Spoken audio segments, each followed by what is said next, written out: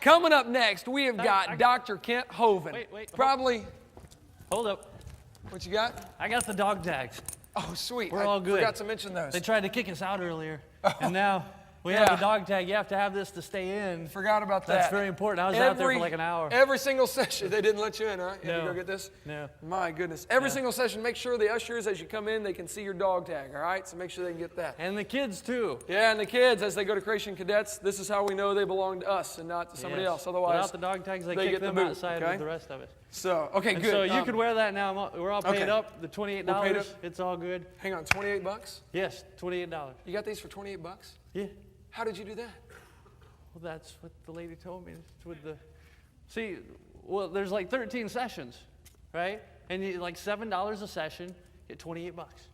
And so I'm going to be out. Wait. Dude, you paid $28 and got these things? Yeah. 13 sessions at $7 a piece, and you paid $28. That's right. Dan, Pretty smart. let me get to the bottom of this. Dan, 7 times 13 is not 28. Yeah, it is. No, it's not. Yeah. Did you go to public school? Yeah. That explains a lot. Let me show you. Is there a chalkboard around here? Grab that chalkboard. I'm just going to show you. 7 times 13 is not 28, okay? Well, I don't know about the new fancy math they may be teaching you guys, but. No, trust me, it's not 28. Let me just show you here. Got that? Okay.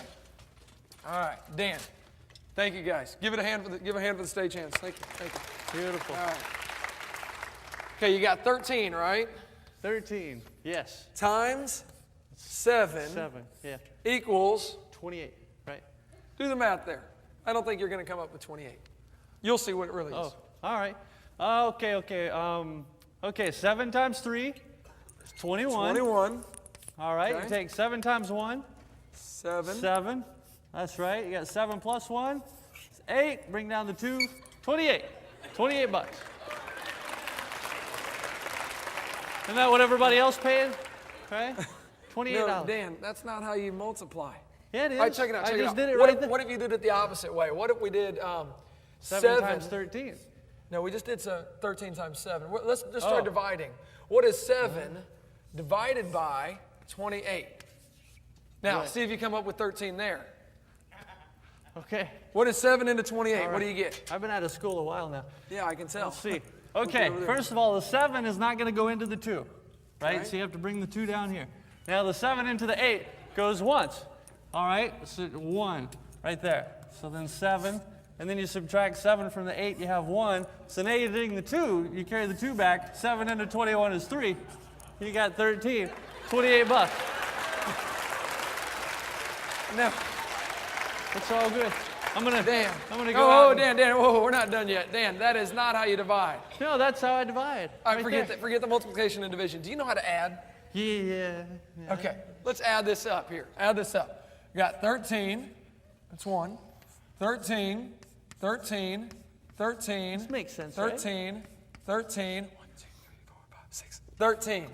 Right. All right, simple math. Elementary, my dear Dan. Right. Add that up. What do we got? You got 3, 6, 9, 12, 15, 18, 21. Hey, look, Hugh Ross. 22, 23, 24, 25, 26, 27, 28. Got $28. I'm going to go ahead and I'll be outside for the... Wow. Can I just say that there are a lot of stupid people out there?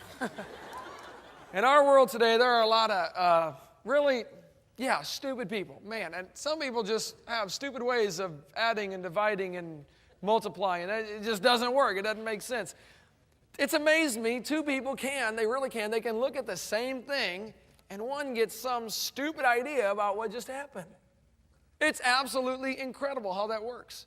Well, here to talk to us about evolution and why evolution is so stupid is Dr. Kent Hovind from right here in Pensacola, Florida. Let's give him a hand.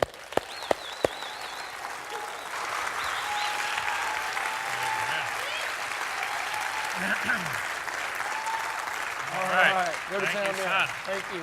Amen. Okay, let's see. Did I get it on here? Y'all been sitting a long time. Everybody stand up, turn around twice, and sit down. Go, go, go. Let's go. This is boot camp. If you got to go potty, that is tough, okay? We're glad you're here today. All right. This is our first boot camp. My son, Eric, I think has done an amazing job of organizing things. I've been traveling a lot. Thank you, son. They asked me to speak tonight on why evolution is stupid. I can't think of an easier topic on the planet to speak on. Now, keep in mind, one of the goals of our boot camp is to train people to be better soldiers. You may already believe in creation, that's great, but you've got neighbors who don't. We are unashamedly at our ministry for evangelism. I'm not against ministries that want to, teach you things and provide education or provide answers. I do that too. I'm in favor of that. But without apology, we want to use the creation message as a means of evangelism. We want to get people saved, and we want to train you to do the same thing. That's the goal of getting people converted. Doesn't do any good to fill their head with good stuff if you don't get their heart converted over to the Lord. I'm not against the intelligent design movement. I think it's great. I don't think they're going far enough. I'm not part of it. I wouldn't fight them for a second. But I want to go way beyond that. I want to lead them all the way to the cross and get them saved. So that's the goal here. Okay. Why evolution is stupid. Now, before we start, this is not my wife. That's just a picture of her. And we live right here in Pensacola, Florida. You'll be at our place tomorrow at Dinosaur Adventureland. I live right on property. I live in Building 2. Building 3 is our offices. Building 4 is the Science Center. Building 5 is the museum. We're real original around our place. I have 3 kids, 1 of each. And I got them all married, and the dog died. Praise God, I made it. I'm home free. It's wonderful. And all 6 of them live right around me, and got 4 grandkids so far. And for those that don't know, that's God's reward for not killing your own kids when you thought about it. Hang in there, parents. It'll be worth it all someday. It's really wonderful. All of them work in our ministry, and all of them want to serve God with their life. And I wouldn't take anything for that. Okay, we got quite an interesting tribe. We got, somebody said, how many people work at your ministry? I said, about half of them. Some days less than that, but we got an amazing staff over there. You get to see them tomorrow. I think it's 45 now, but I honestly don't know, okay? Nor does it matter. It's not enough. I could use a couple more. But boot camp, the purpose here is to get people booted and get them excited and do something for God. We hope to do this every year. We're going to have a questionnaire for you to fill out tomorrow with things you can answer, questions like, is this a good time of year for you to have a boot camp? We wanted to have it in September, but it got a little windy around here, and so we decided we better move it to a different time. So you'll be able to do that tomorrow. Don't forget that. There are 2 opposing philosophies of life, creation and evolution. These 2 views cannot be more opposite, okay? And if you're going to be a good soldier, you have to understand your enemy. What do they do? How do they behave? What do they believe? You got to get inside the head of the enemy. How many of you have spent time in the military? Anybody spent time in the military? Look at that, okay. Well, you understand that's part of the training. You got to get yourself in condition. You got to know your facts. You better learn how to take that rifle apart and put it back together in about 7 seconds. So you'll be doing 4,000 push-ups, okay? And you better understand your enemy. You better know their weapons. You better know what they believe. I've done 92 debates now at universities. My first one was 15 and a half years ago when we first moved here to Pensacola 16 years ago. They asked me to come do a debate at the University of West Florida. I had been writing letters to the editor in the local paper about how dumb evolution was, because I'd just been here a few months and an article came out in the paper that said, dinosaur bones found in Montana from 80 million years ago. I thought, hey, I'm new in town, might as well stir up trouble, so I wrote my first ever letter to the editor and said, they found dinosaur bones in Montana, but they're not from 80 million years ago. These are dinosaurs that drowned in the flood in the days of Noah. Well, man, you would have thought I had shot the sacred cow. I got called everything but a white boy for the next 6 months in the local paper right here in Pensacola. And finally, the university called me up, one of the people in the debate team there, and said, hey, you've been writing a lot of stuff about creation. Would you be willing to come debate one of our professors who believes in evolution? Well, I had never had a debate in my life except with my wife, and I lost those every time. How many understand what I'm talking about? Okay. So I was not excited about that, but I went out there and debated that guy. He'd been teaching evolution for 20 years, and it was an absolute slaughter. I couldn't believe they were that dumb. After 92 debates now and being turned down over 4,000 times, people have face-to-face refused to debate me on creation and evolution. I have decided they are all that dumb. They really are. Evolution is stupid. But this is a serious doctrine, though. It's not only one of the dumbest, it's one of the most dangerous religions in the history of planet Earth. See, if creation is true, God created man. If evolution is true, man created God. If creation is true, man brought death into the world. If evolution is true, death brought man into the world. These two views cannot possibly be more opposite. Evolution teaches we're getting better, and someday we get to be God. I cover more on that on my video part 5, the dangers of the evolution theory. Satan said to Eve in the Garden of Eden, hey, if you eat off that tree, ye shall be as gods. That's where the evolution idea got started. But God said, let us make man in our image, after our likeness. And Satan says, no, I want you to become God himself, okay? Before the flood, the Bible teaches people lived over 900 years. I believe you could learn an awful lot in 900 years. Many people have never even thought of this, but do you realize Adam spoke every language in the world? Because there was only one. Bible says we're made in God's image and we're getting worse. Things are not getting better. Things get worse with time, okay? If creation is true, man's made in God's image. The original man was huge, smart, disease-free, and designed to live forever. Man sinned and messed up the whole thing.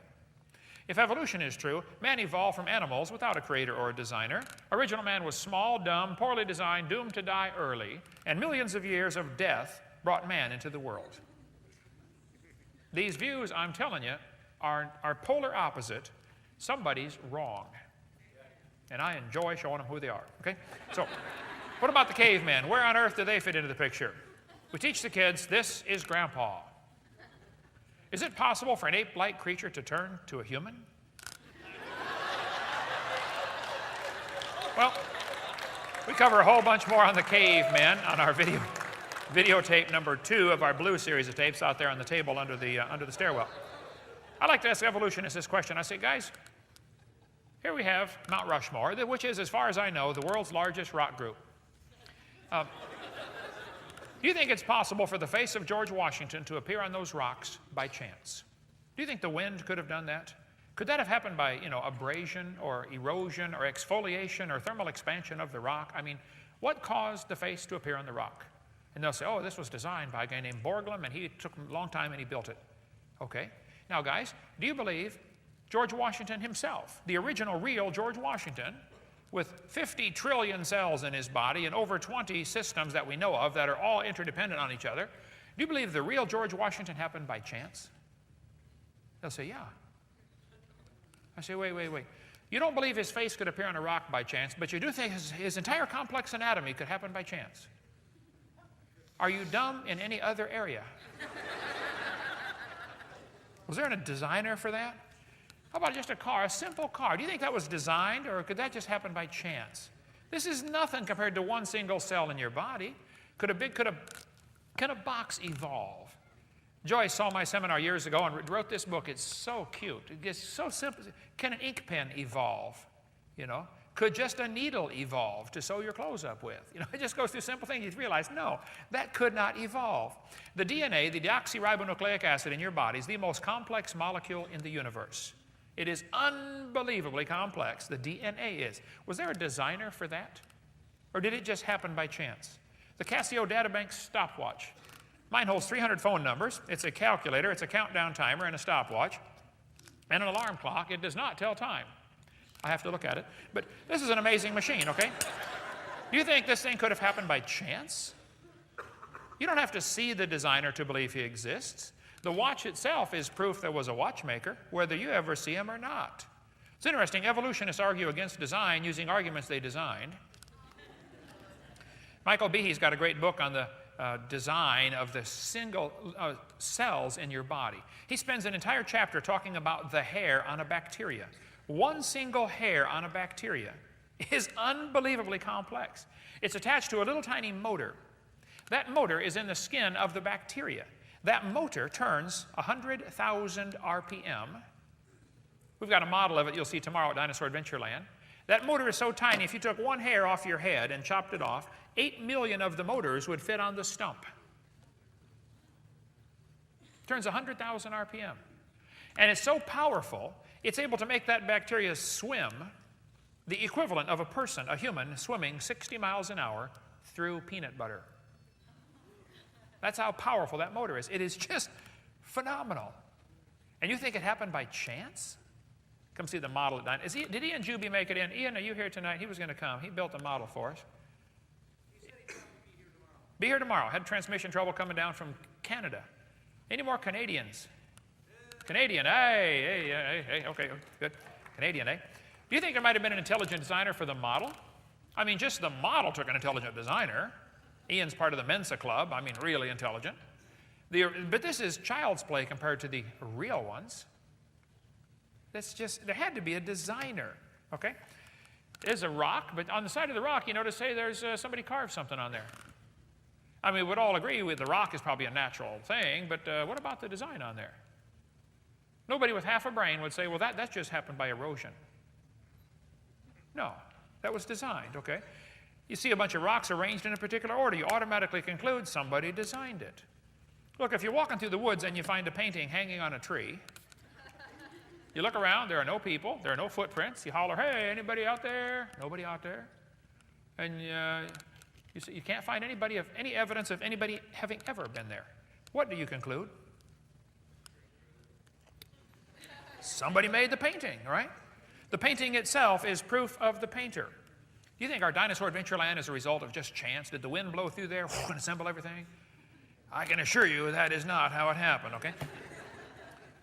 Everything in this world is evidence of design. Do you think a little baby is evidence of design? Do you think that could have happened by chance?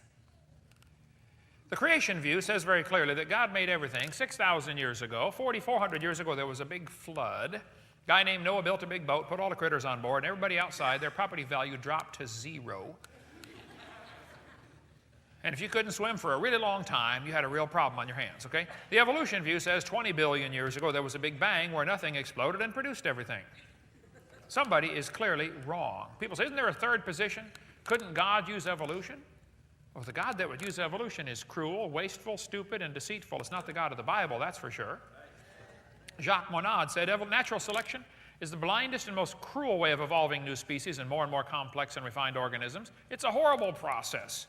He said, an ideal society is a non-selective society, one where the weak is protected, which is exactly the reverse of the so-called natural law. He said, I'm surprised a Christian would defend the idea that this is the process that God set up.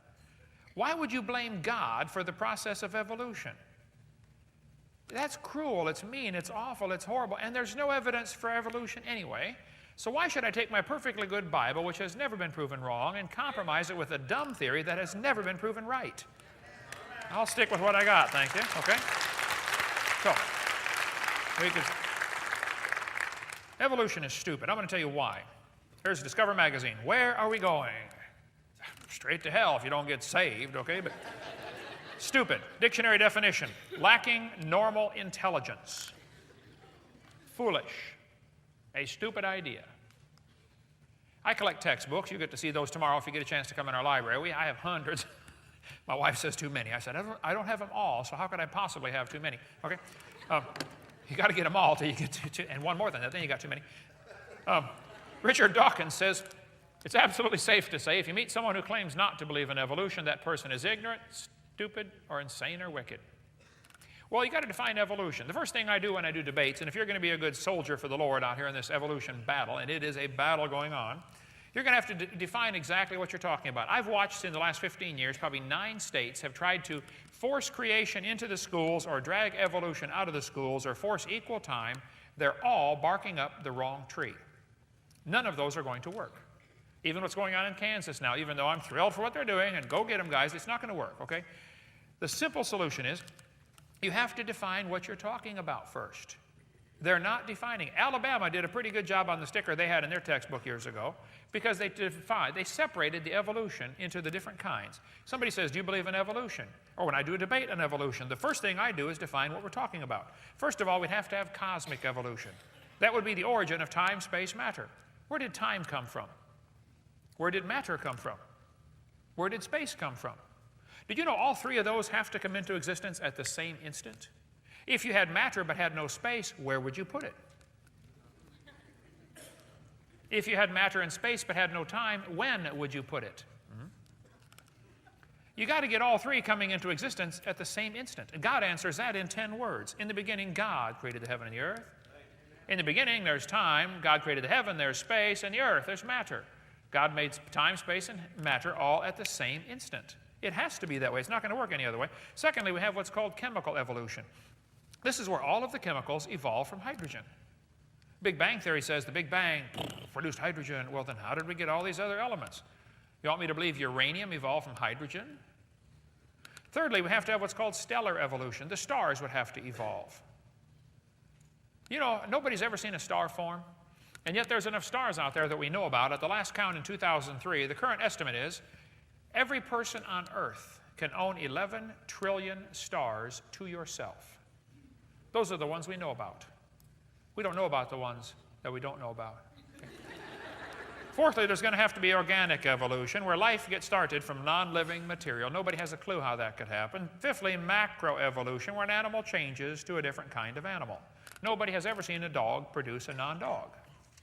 But the textbook says we all came from some kind of spineless ancestor. Like this one says, 3.4 billion years old, the remains of the early ancestors of modern human beings. And they show the kids a starfish. Here's Discover Magazine a couple of months ago. Was your ancestor a sea sponge? This is your ancestor. Wow, who's your daddy? That's stupid, okay? This textbook says humans, birds, and crocodiles have a common ancestor. I'm sorry, that's stupid, okay? It's not true. It's lacking normal intelligence. This one says, all the many forms of life on Earth today descended from a common ancestor found in a population of primitive unicellular organisms. Oh, we all came from a bacteria, huh? Or an amoeba. I'm sorry, that's lacking normal intelligence. That's stupid to believe that. The blue whale grows to 49 tons in 1 year. Big baby on his first birthday. At that growth rate of 30 billion times where it started. If a human did that, it would weigh a lot, okay? They say the blue whale evolved from a bacteria. That's stupid. Seahorse is an interesting creature. It's one of the only fish that swims in the upright position. And the male hatches the eggs. How many women think that'd be a great idea? Yeah, okay. I like what Dave Reaver says. He said, what this world needs, he speaks at high schools all over the country, you know, and he talks to all these public high schools. He said, what this world needs is one pregnant teenage boy. That'll slow things down. What did the seahorse evolve from? Huh? What's its ancestor? Oh, its ancestor was an amoeba. I'm sorry, that's stupid, okay? Had to be designed. The sperm whale can dive to 10,000 feet and stay there for 2 hours. The pressure at that depth is 620,000 pounds per square foot. As the sperm whale slowly tried to evolve this ability over millions of years, none of them survived. They all died until one of them finally figured it out. And the sperm whale evolved from a bacteria? I'm sorry, that's stupid. There's no kind way to say it. That's dumb, okay? What did the platypus evolve from? It has hair, lays eggs, senses the electrical signals in its prey's muscles. How did he learn to feel the electrical contractions of the muscles of the crawdaddy he's going after? And they say it nurses its young. It's got a lot of strange features. What was the ancestor of a platypus? Oh, it was an amoeba. I'm sorry. That's stupid, okay? It had to be designed. The bottlenose whale can dive 3,000 feet down in 2 minutes. A person attempting that would have multiple medical problems and die almost instantly, okay? As the bottlenose whale slowly tried to evolve over millions of years, none of them survived. They all died until one of them made it. Who was its ancestor? Oh, it was an amoeba. That's what the kids are going to tell you. That's what the textbooks are going to tell your kids in school. That's stupid, okay? The rhinoceros beetle, one of them carried 850 times its own weight. That's like me carrying 17,000 pounds. What did the beetle evolve from? Who's its ancestor? Oh, it was an amoeba. I'm sorry, that's lacking normal intelligence, okay? I think it had to be designed. The giraffe is an amazing animal. Its heart is 2 feet long. The heart, 2 feet long. It pumps blood up to the head. When it bends down to get a drink, and then he lifts his head up real fast when he hears a lion, he doesn't faint. You lift your head up 17 feet in about a half second. See what happens to you, okay? One atheist said, yeah, the giraffe has long neck so he can reach the trees. I said, no, the giraffe has a long neck so he can reach the ground to get a drink. And he's got long legs too, you know. I mean, what if he evolved the long legs and didn't get the long neck? Huh? Gonna die trying to get a drink. Well, duh. The giraffe has a special network of blood vessels in its head that allow the blood to accumulate around the brain. Instead of blowing its brains out its eardrums, when it bends its head down to get a drink, it absorbs all the pressure, and then when it lifts its head up, it provides 2 or 3 more pumps of blood to make sure there's oxygen while he runs away from the lion. Doesn't faze him, doesn't miss a beat. But now, see, for millions of years, the early giraffes all died because the lion was able to get them until they were trying to figure out how to make this miracle network around the brain. And it evolved from an amoeba. I'm sorry, that's stupid, okay? I think it was designed, okay? The woodpecker's tongue is amazing. When they asked me to do the first debate at the University of West Florida, the debate club said, Mr. Hovind, we want you to send in 30 questions that our professors can use, and they'll supply 30 questions and you supply 30 questions. And we'll pick them out of the hat and we'll have the debate over these questions. I said, okay, sounds good. I sent him 30 questions. I said, the woodpecker's tongue goes all the way around the back of his head and anchors either in his left nostril or above his left eyebrow. Now, what did it evolve from? And where's the evidence of its ancestors? That question never showed up in the debate. I don't know what happened to it. But I said that owl has a cylindrical-shaped eyeball. It's not round. It's like a cylinder, like a tin can. And the owl's eye, kind of like this shape, he cannot move his eyes in his head because it's stuck in the socket. It's like a little telescope. It really is, okay? And when he wants to look at something, he's got to turn his whole head, you know. I mean, if he's looking at you, he's looking at you, okay? Well, the owl's eyeball is cylinder-shaped. Just about every other bird has a round eyeball, spherical shape, so he can roll it around in his head like you can. So I said in my question, I said, how did the owl get a cylinder-shaped eye from a spherical-shaped eye? And how did it see in the meantime as it was evolving from round to cylinder-shaped? And where's the fossil evidence of this happening? Now, that question never came up. Actually, I got to thinking by the end of the debate, none of my questions came up. I don't know where they put them, but they didn't make it they were gone. But woodpecker's tongue is amazing, okay? He can poke his tongue down in, first he pecks a hole in the tree. He listens for the bug crawling around in there, pecks a little hole in the bark, shoves his tongue down there, and then spears it and pulls it back in his mouth. He's got little barbs on the end of his tongue. One guy said, oh, my mother-in-law does too. The woodpecker has a special fluid around his brain. While he's beating on that tree, his brain is not bouncing around on the inside of his skull. He's got this special shock-absorbing fluid. How did that evolve? I mean, how did the first woodpecker learn to bang a hole in the tree and stick its tongue down and grab a bug? I mean, how did they learn that? Oh, well, see, Hovind, it all evolved from an amoeba. Mm-hmm. I'm sorry, that's stupid. I'm not going to buy that, okay? The beaver is an amazing animal. It has special feet. It has teeth that wear off on the inside. Did you know, if you look at, you can see them in our museum tomorrow. We got a beaver skull. The outside of the tooth is really hard enamel. The inside is softer pulp. Every time he chews, it's constantly breaking off the inside of his teeth, which keeps the tooth sharp.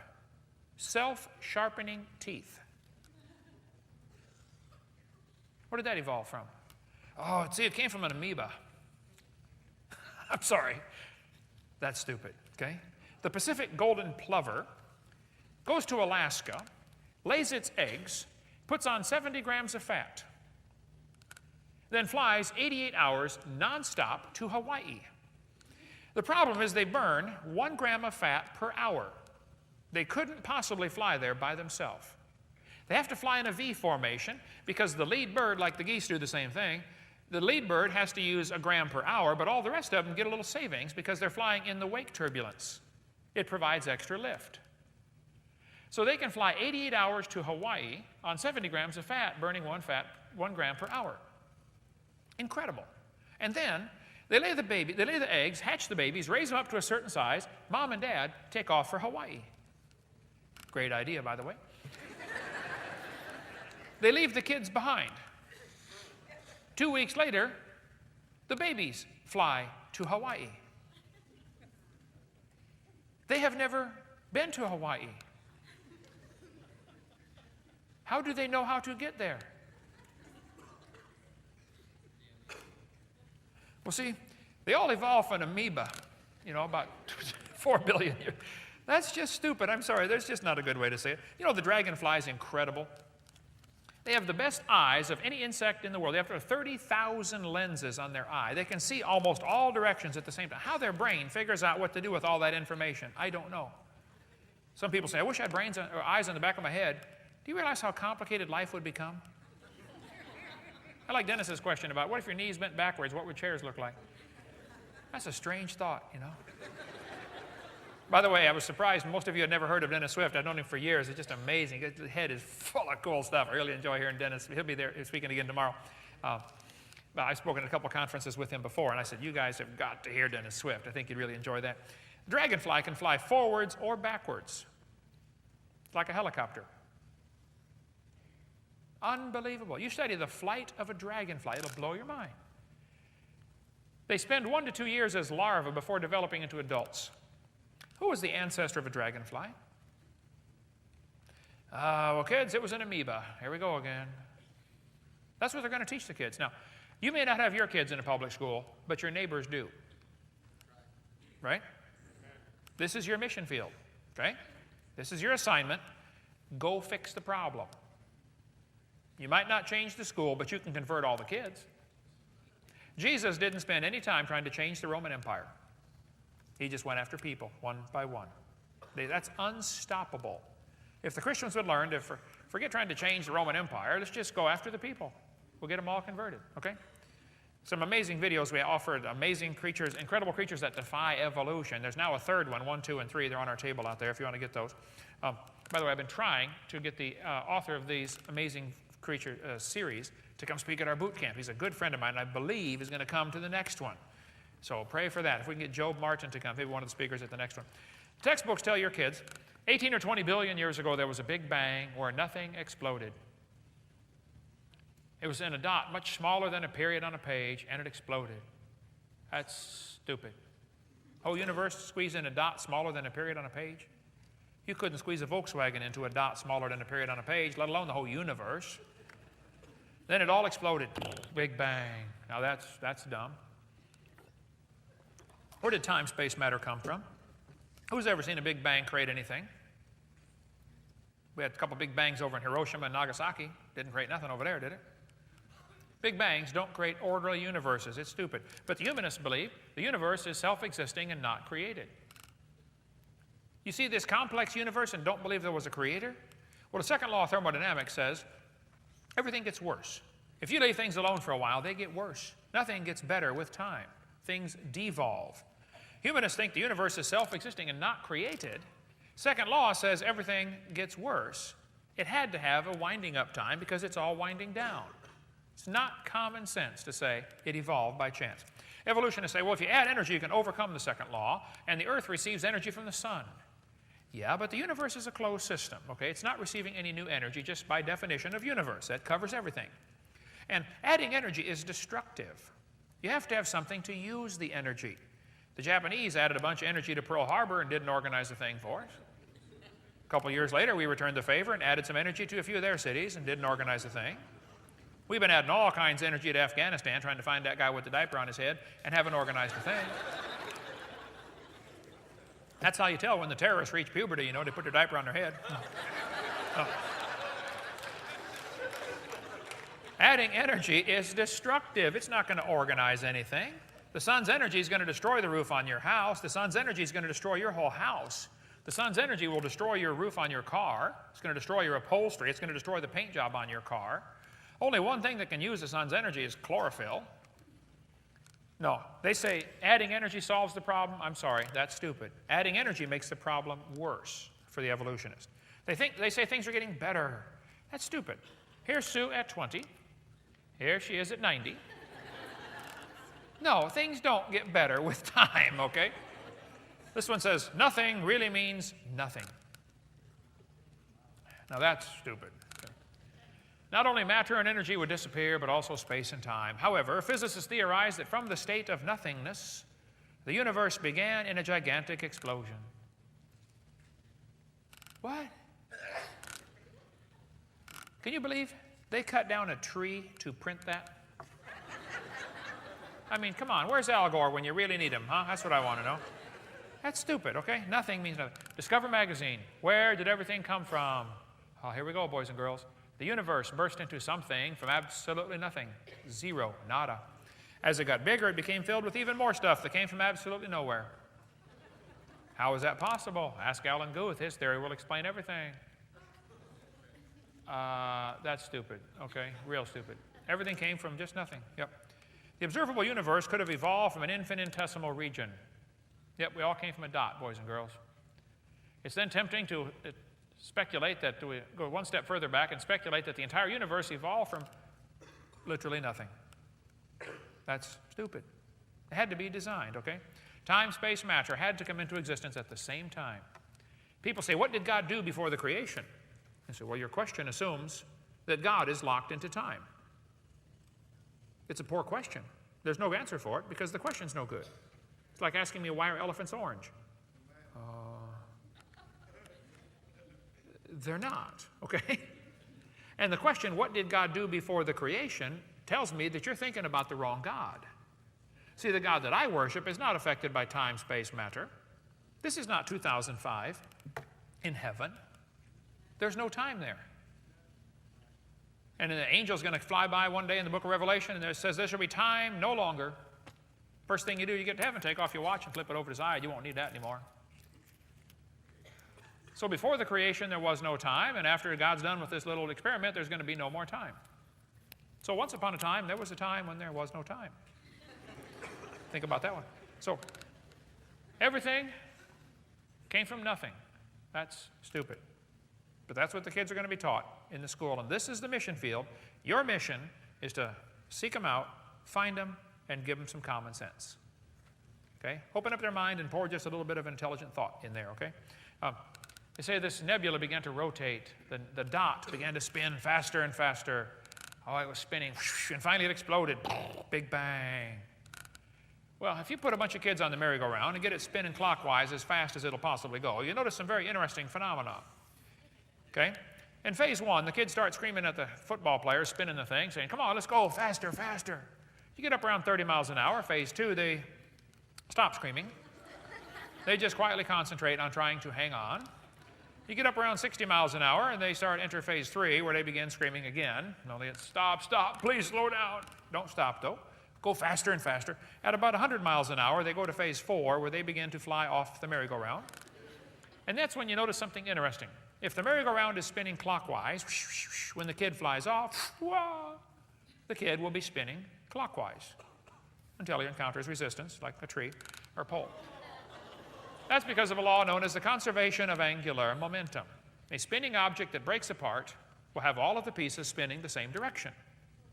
It's because the outside's moving faster than the inside. Okay, it's got farther to go. Well, we could talk a long time about that, but if everything began as a swirling dot, everything ought to be spinning the same way, and yet Venus and Uranus rotate backwards. 8 of the 91 known moons in the universe spin backwards. 3 planets have moons going both directions at the same time. Some whole galaxies are spinning backwards. CNN ran an article, Goofy Galaxy spins in wrong direction. The Bible says God created the heaven and the earth. Evolution says it all came from a big bang. It spun faster and faster and exploded. I'm sorry, that's stupid. That violates the laws of science. And somebody's got to get some common sense into these kids. Cosmic evolution, that's stupid. It didn't happen. Then the textbook says, as the earth formed, the surface was hot, and there was large pools of lava. Well, was the earth really a hot molten mass like the kids are going to be taught? The Bible says the Spirit of God moved upon the face of the waters. Somebody's wrong. Was it a hot molten mass like the textbook says? Or was it underwater like the Bible says? Well, Robert Gentry, I'd like to get him to speak at our conference one of these days too. He's a good friend of mine from Knoxville, Tennessee. One of the world's experts on the disposal of radioactive materials. Studied granite samples all over the world. He found they have little tiny radiopolonium halos in them. polonium has a half-life of from 164 thousandths of a second up to 3 minutes, depending on which one you're using. To form this little halo in the rock and then freeze it, the rock had to be cold. It was never a hot molten mass. Very fascinating story behind that. To teach that these polonium halos can exist while the rock is molten is ludicrous. If the rock is hot, it may form its little halo, but it's going to disappear. How many of the 4th of July fireworks halos, you know, from the things exploding, how many of them are still up in the sky right now? None. They fell down because the sky is too fluid. These little halos are proof positive the Earth was never a hot molten mass. As soon as Gentry published in all kinds of major science journals, until somebody says, hey guys, wait, do you realize what this implies? This means our Big Bang theory is wrong. They shut him off like a spigot, turned off his grant money, didn't publish any more articles from him. Go to halos.com if you want to get all the lowdown on that one. To say the Earth was a hot molten mass, I'm sorry, the evidence is against that. That's stupid. Now, you might want it to start off that way, but there's a lot of reasons for that. To talk about chemical evolution, everything came from hydrogen. Atoms of hydrogen in the proto-sun fused to form helium. That's stupid. You can fuse them to get helium, but you got a chicken and an egg problem here. You got to have the stars to produce the fusion, and you got to have all the elements to make the stars. Which one came first? One of the questions I asked to the university professors the first time I went out, they never used it. I said, termites chew on wood and swallow it, but they can't digest it. They've got little tiny critters that live inside their intestines. You talk about tiny, we're talking inside the termite's intestines, okay? The termite cannot live without those little critters, and them critters can't live outside the termite. So which one evolved first? And how did it live without the other one? They never used that question either. But to say all the elements came from hydrogen, I'm sorry, that's stupid. It's lacking normal intelligence. It doesn't happen, okay? Fusion can take place, but you got the chicken and an egg problem here. We'll get into that some other time. To say the stars evolved, I'm sorry, that's lacking normal intelligence. God had to design the stars. They're so complex. We could spend 2 days on the Big Bang theory, but to say that it happened by chance, Big Bang made a big orderly universe, I'm sorry, that's stupid. Big bangs make big messes. That's all they've ever done. You know, a star explodes about every 30 years, called a nova, or if it's a big one, they call it a supernova. Why do we have less than 300 supernova rings that have been discovered in the universe? One's exploding every 30 years. That's only a few thousand years worth of stars. They say, well, new stars are forming in Crab Nebula. Don't see those new stars forming right there? No, sorry. New stars are not forming. Nobody has a clue how a star can form. We don't know how a single one of these stars managed to form. Now, if you want to believe they formed, that's fine. I don't care what you believe, but it's not science. Nobody's ever observed a star forming. By the way, we see stars blow up every 30 years. We've never seen one form. Don't you think the births of stars should at least equal the deaths of stars? Aren't we eventually going to run out? I debated a professor one time, and he said, Hovind, we were talking about stars forming. I said, don't you know that you got a problem with Boyle's gas law, because when you try to squeeze dust together, the pressure and temperature builds up and it drives it back apart. I said, it would take enormous pressure to squeeze gas into a solid. He said, yes. And we calculated that if 20 stars explode near each other, it would provide enough pressure to make a brand new star. I said, sir, that is brilliant. You have to lose 20 to gain 1. I said, you ought to run for Congress. You could help those guys borrow their way out of debt.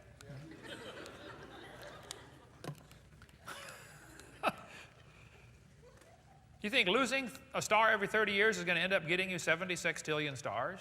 11 trillion per person? I'm sorry, that's stupid. It's not going to work, okay? Planets are cooling off. They can't be billions of years old. Jupiter's cooling off. Ganymede's cooling off. It's hot. It's got a magnetic field.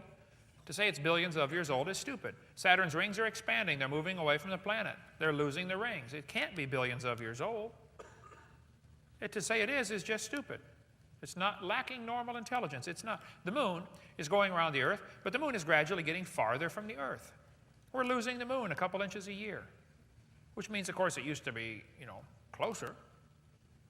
Well, if you bring the moon in closer, you got a real problem, because the moon creates the tides. Some of you folks don't live in Pensacola, and so you don't worry about the tides, but around here you worry about the tides. If you bring the moon in closer, the tides would be much higher. There's a law called the inverse square law. If you brought the moon into 1/3 the distance, you inverse the third and square it, it's 9 times the gravitational pull. Which means if you run all the math, you'll find out about 1.2 billion years ago, the moon was whizzing around just above the surface of the earth. Which explains what happened to the tall dinosaurs. They got mooned, okay? To teach the moon is billions of years old is just lacking normal intelligence, okay? It's not common sense. So, I believe we have been lied to. I believe we've been told something that's just not true. Now, Arthur Keith, who wrote the foreword to the '59 edition of Darwin's book, said, evolution is unproved and unprovable. We believe it because the only alternative is special creation. The only other choice is creation. He's right, you know. There was a Russian atheist astronomer who came to America years ago, and he started off his speech. Keep in mind, he's an atheist. He said, folks, either there is a God or there isn't. I thought, now this guy's, he's on to something here. Pretty brilliant. And then he said, both possibilities are frightening. I said, wow, what a thought. Either there is a God or there isn't, and both possibilities are frightening. If there is a God, we better find out who he is and find out what he wants and do what he says, because he owns this place, okay? If there is no God, we are in trouble. We're hurtling through space at 66,000 miles an hour, and nobody's in charge. That's a scary thought. You believe something because the only alternative involves a creator? Would you believe the painting grew out of the tree because the only alternative involves a painter? Would you believe the watch oozed up out of the sand because the only alternative is a watchmaker? I mean, would you believe the building just assembled from a tornado in a lumber yard because the only alternative is a builder?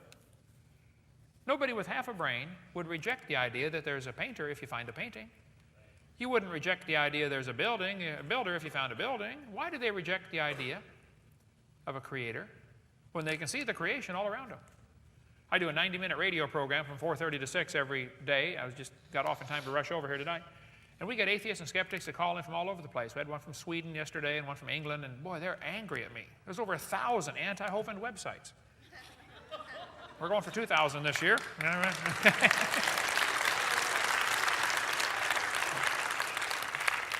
They just are angry at the concept that there might be a designer. I was at Berkeley, speaking of, you talk about a hostile audience. Man, oh man.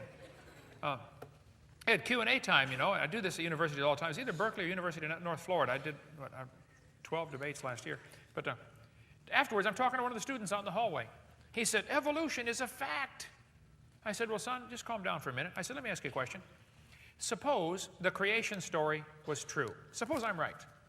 Suppose there's a God. And suppose there are some rules. You know, like thou shalt not, you know. Would that affect your lifestyle any? He said, what do you mean? I said, well, if there's a God, and it is the God of the Bible, and if I'm right, then that means no lying, no cheating, no adultery, no fornication, no pornography, no X-rated movies. I mean, would that affect your lifestyle any? He said, yeah. I said, now tell me, son, have you accepted evolution because you've got some evidence for it? Or because you don't like the alternative? A God telling you what to do. He said, I've accepted evolution because I'm horny. I said, thank you, son. Have a seat. Next question, please. Okay. At least he's honest. Last days, scoffers will come, and they'll be walking after their own lust. That's the reason they accept evolution. God said, scoffers are going to say, all things continue as they were. Oh, nothing changes. We cover all that on video 4. The Bible says they're willingly ignorant. Willingly ignorant. In the Greek, that means dumb on purpose. Okay? They're ignorant of how God made the heavens, plural, heavens, and the earth. We cover all that on video number 2. And the world was overflowed, and it perished. And the heavens and the earth today are kept in store. God's saving things up for judgment. Read 2 Peter chapter 3. Scoffers are ignorant of the creation. That means God created it. That means there's rules. They're ignorant of the flood. That means God can judge his creation. And they're really ignorant of the coming judgment. Julian Huxley said, I suppose the reason we leapt at origin of species was the idea of God interfered with our sexual mores. Well, that's real stupid. They did not like to retain God in their knowledge. Sorry, that's stupid. God cannot lie. God promised, whosoever shall call upon the name of the Lord shall be saved. Now that's smart. 36 years ago, I prayed and said, Lord, I'm a sinner. He said, you can say that again. I said, Lord, I believe you died for me, and I want you to forgive me and save me right now. Have you done that? If you're not sure you're going to heaven, we want to get you signed up. The blood of Jesus Christ, God's Son, cleanseth us from all sin. The only way you can go to heaven is through Jesus Christ. There's no other way. If you want to hear more about that, stop and see any of our staff with a green shirt. If they don't know how to show you how to be saved, let me know. We'll be picking peaches by tomorrow. Thank you so much for joining us. Welcome to boot camp.